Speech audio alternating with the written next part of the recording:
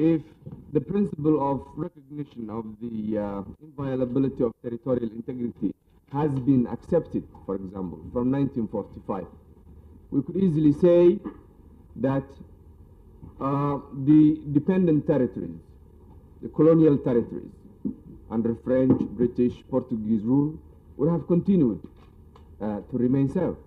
Because indeed, at 1945, they were a part of the French, British, Portuguese, and what have you, empires. So consequently, another concept which is inherent to the principle of respect for the territorial integrity of sovereign states is that the territory itself has to be the legitimate territory of the state that claims it. Otherwise, where would the world be today?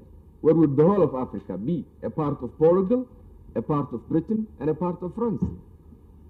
Now, Ethiopia seems to be trying to take the convenient route to say that probably because of its Africanity and because of its geographic proximity to the area it has colonially occupied, that Ethiopia could venture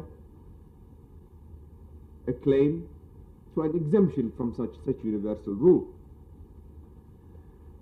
The people of Western Somalia, in their legitimate struggle, therefore, are not violating the territorial integrity of Ethiopia, but on the contrary, are re-establishing their own territory and territorial integrity in a process of a struggle for liberation.